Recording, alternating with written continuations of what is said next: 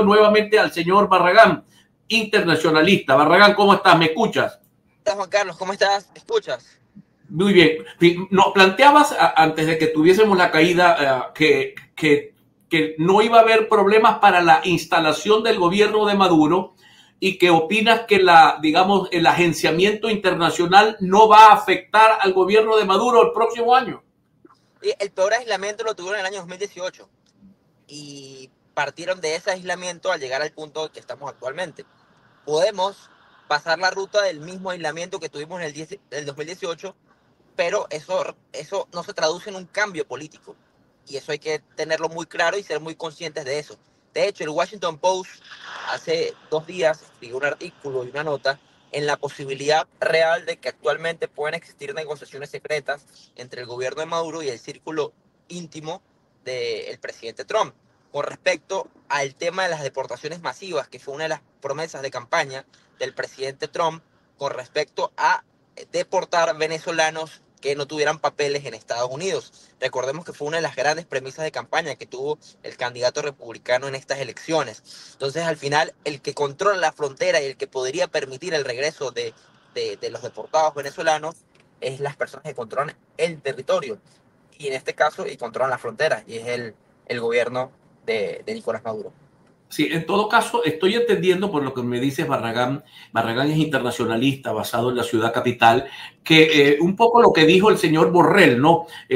Los países que creen que Maduro no ganó la elección en Europa, que va a ser un gobierno de facto, pero va a ser un gobierno, digamos, va a ser el que levanta el teléfono, el que controla los poderes públicos y controla las Fuerzas Armadas. Con ese se tendrá que lidiar el mundo. Es así, y por eso también hemos visto las declaraciones por parte también del presidente Gustavo Petro y el presidente Lula da Silva. Perdemos el audio con Barragán. Barragán, ya volví a ¿Aló? ¿Me perder. escuchas? Ahora sí, Ajá. adelante. Que te comentaba que las declaraciones del presidente Petro y el presidente Lula da Silva también van en esa dirección. Recordemos que sus primeras declaraciones después del 28 de julio eran declaraciones exigiendo los resultados publicados por el Consejo Nacional Electoral. Las declaraciones de la última semana de los dos ha sido un poco dar a entender que al final la persona que va a estar en el gobierno y la persona que les va a contestar el teléfono en Miraflores va a ser Nicolás Maduro y con el que comparten fronteras. Y para ellos es importante el hecho de mantener las fronteras abiertas y no romper relaciones diplomáticas. Ahora, pero esto no nos coloca en una dimensión extraña. O sea, las elecciones comienzan a perder valor. Digamos, en Venezuela, un alto porcentaje de la población, aunque está obligado a acatar las decisiones del CNE y del Tribunal Supremo en las dos salas, tanto electoral como constitucional, siente que no es verdad ese resultado. Entonces, el resto del mundo puede comenzar a aceptar que ocurran estas cosas y al mismo tiempo que no pase nada. El tema es la capacidad de maniobra de los países en el mundo con respecto a cambiar la situación en Venezuela. Los países del mundo pueden ser muy conscientes de todo lo que ocurrió el 28 de julio, pero más allá de ejecutar sanciones, que ellos saben que al final también afectan a parte de la sociedad venezolana y que esto contribuye, en este caso, al aumento de las migraciones y de los migrantes venezolanos en la región, saben que no pueden cambiar el tema interno y al final toman la posición, en este caso, más compleja, pero más real, que es el reconocimiento de facto de la realidad nacional y entender, en este caso, que tienen que jugar con lo real, pues con lo que está en el tapete. Jugar con lo que está en el tapete, lo cual no significa que suspendan el reclamo o las iniciativas que busquen resolver el problema venezolano, que pareciera que no se va a resolver reconociendo a alguien, pareciera que se va a juramentar el presidente Maduro, todo pareciera indicarlo, pero eso no va a parar la crisis. ¿Cuál sería, según tu experiencia y tus conocimientos en materia internacional, la búsqueda de un punto de equilibrio para intentar sofocar la crisis venezolana? Mira, hay una conciencia por parte tanto de los Estados Unidos como de los países de la Unión Europea con respecto al camino transcurrido después del 2018. Recordemos que en el 2018 muchos de los países no reconocen a Nicolás Maduro y se da un reconocimiento al que era en ese momento presidente de la Asamblea Nacional. Ese interinato termina fracasando y no termina contribuyendo en la posibilidad de un cambio político en Venezuela. Ese camino no lo quieren volver a transitar tanto la Unión Europea como el país, como pareciera la administración de Trump, que en muchos momentos criticó, en este caso comentado por personas de su círculo íntimo. Lo comentaba John Bolton en una entrevista que fue su asesor en seguridad nacional, que comentaba que Trump no veía de buena forma básicamente las personas que lideraban la oposición en ese momento. En este caso, 2024, pareciera que no quieren volver a transitar por el camino del interinato, por el camino de reconocer a otras figuras que no controlan el territorio nacional, pero eso no quiere decir que no sigan apostando o apoyando las personas que quieren una democracia en Venezuela y las personas que en este caso apuestan porque las cosas sean diferentes y ese deseo de cambio del 28 de julio se vea cumplido en la realidad en Venezuela. Mira, Jorge, tengo acá, en este momento publica el gobierno de Ecuador. El gobierno de Ecuador reconoce a Edmundo González como presidente, dice la nota del gobierno del Ministerio de Relaciones Exteriores. El gobierno de la República de Ecuador reconoce al señor Edmundo González como presidente electo de la República Bolivariana de Venezuela con base a los resultados. Finaliza diciendo: el gobierno nacional resalta que un verdadero ejercicio de la democracia exige el respeto incondicional de la voluntad de los votantes. Pudiera esto, tengo que despedir el canal, son las 1:22, despido el canal, despido la radio, seguimos en redes sociales, que tenemos una cantidad inmensa de personas en redes sociales, pero esto pudiera provocar un nivel de aislamiento del gobierno de Maduro, la aprobación de la ley Bolívar. Hoy Ecuador, ayer Italia están reconociendo a Edmundo González como el ganador del proceso. No, pareciera que hay como más bien poca capacidad por parte de la comunidad internacional de tener una postura única con respecto a Venezuela. Hay diferentes posturas y de manera bilateral cada uno de los países han tomado una posición con respecto a Venezuela. Eso es muy diferente a lo que pasó, vuelvo y repito, en el 2018, donde los países tenían una estrategia en común, estrategia que no logró el resultado. La ley Bolívar no plantea nada diferente a lo que planteó en este caso las resoluciones por parte del Departamento del Tesoro, de la Casa Blanca, en el gobierno y la administración de Donald Trump. No hay nada diferente a ese momento. De hecho, la ley Bolívar estipula que tanto el Departamento del Tesoro como la FAC pueden dar licencias que hoy se están dando en Venezuela, licencias en inversiones petroleras y licencias en otro tipo de negocios que pueden tener con el Estado venezolano. Entonces, hay que ser muy claros en este sentido porque se crean o se tratan de generar expectativas con respecto a estas posiciones y que estas posiciones pueden llevar o acercarnos a la posibilidad de lo que anhelamos muchos de los venezolanos, de un cambio político, y más bien todo lo contrario. No se ven claras esas posiciones en un cambio político y terminan generando grandes frustraciones en la sociedad venezolana. Ahora, pero la ley Bolívar plantea las mismas sanciones que en este caso planteaban las resoluciones en la anterior administración de Donald Trump. No plantea unas nuevas diferentes.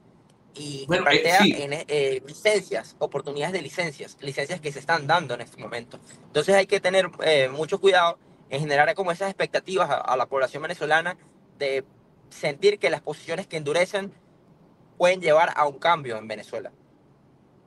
Ahora, fíjate tú, permíteme que voy a avanzar un poco con este tema. La mayoría de los venezolanos están anhelando un cambio. Hay sectores de la política que piden un pasar la página. De hecho, lo han dicho públicamente en esos términos. Hay un sector que dice que no hay que pasar la página, pero hay que continuar en la lucha. Pero insisto, internamente la clase política venezolana, representada en el llamado G4, G7 o la plataforma unitaria, tiene muy poca capacidad para accionar a lo interno. A lo externo ha tenido un poco mayor de capacidad. Te preguntaba hace un rato, ¿qué posibilidades hay con el arbitrio, por ejemplo, del nuevo gobierno de Trump, que pudiera buscar, si no la política de máxima presión que ya fracasó en su momento, una política que oriente a un proceso de diálogo, de negociación, que pudiera pasar la página, lo que voy a decir es una cosa muy, muy desagradable para la gente que nos está escuchando, que pudiera pasar la página del 28 de julio, pero que pudiera proponer una alternativa al 28 de julio, como la realización de un proceso, de un nuevo proceso de elecciones, como un acuerdo para un gobierno colegiado, digamos, todavía hay tela por cortar en la comunidad internacional para poder digamos, buscarle una salida a una crisis que se eterniza en Venezuela. Sí, como comentas, algo muy importante, Juan Carlos. Pareciera que todo el escenario en Venezuela el próximo año se va a definir en torno a la negociación entre el gobierno de Venezuela y la nueva administración de Donald Trump. Tanto lo que va a pasar el 10 de enero como lo que va a pasar el 20 de enero, tanto en Venezuela como en Estados Unidos, y la negociación que se pueda dar de forma privada es la que va a permitir que se abran nuevos escenarios en Venezuela. Lamentablemente para los venezolanos, donde quisiéramos ser soberanos en nuestro propio destino, pero a este punto pareciera que son los incentivos de las partes lo que hacen que al final lo que negocie Estados Unidos de forma bilateral va a estar determinado en este caso en cuál va a ser los escenarios políticos del próximo año. Ucrania, y la posibilidad de que se abra Ucrania, Medio Oriente, petróleo y gas pudieran ser relevantes para para un enfrentamiento o para un acuerdo con el gobierno de Maduro y el gobierno de Estados Unidos. Sin duda, aparte de petróleo y gas y conflictos en Medio Oriente y conflictos entre Rusia y Ucrania, le añado el tema de los migrantes. Son tres elementos importantísimos que son los que van a definir el futuro de una negociación entre tanto la administración Trump como el gobierno de Venezuela. Y en la administración Trump tiene dos opciones: o volver al escenario de beligerancia y la instrumentalización del tema venezolano para ser confrontacionales y aumentar el número de sanciones con respecto a Venezuela como fue en el 2018, o tener una negociación pragmática, en este caso por deportación de venezolanos que se encuentran en Estados Unidos y tema petróleo. Son los dos elementos principales que se pueden estar en el abanico de toma de decisiones que puede tener el nuevo gobierno y la nueva administración de Estados Unidos. Mira, a mí, en lo particular, a mí, y lo quisiera, te lo comento de este modo para que tú me des tu opinión, a mí me parece que va a ser muy difícil que el gobierno de Estados Unidos acepte pasar la página porque estamos hablando de un proceso electoral, ¿no? Digamos que por privilegiar el problema de los migrantes se olvide de que en Venezuela hubo una elección. Yo creo que pudieran jugar las dos cartas, buscar cómo acordar con Maduro el tema de los migrantes, a lo mejor siendo un poco laxos en materia de sanciones, pero al mismo tiempo, por el otro lado, presionar a una solución política al tema venezolano. Puede ser, al final creo que los escenarios están abiertos, pero me llamó la atención mucho el pronunciamiento que tuvo el presidente Gustavo Petro en el cumbre del G20 con respecto a Venezuela, cuando le preguntaron sobre el tema electoral, y dijo y comentó que al final las elecciones venezolanas no fueron libres por el tema de las sanciones, ¿no? Entonces, al final, ¿cómo iba a existir un escenario electoral donde los venezolanos escogieran libremente cuando un sector político del país no tenía como las garantías de una posibilidad de salida del poder? Entonces, en ese sentido, pueden también alinearse muchas posiciones políticas, esta que pone el presidente Petro en la mesa. Y puede ser también que pueda llegar a estar coordinado con la administración.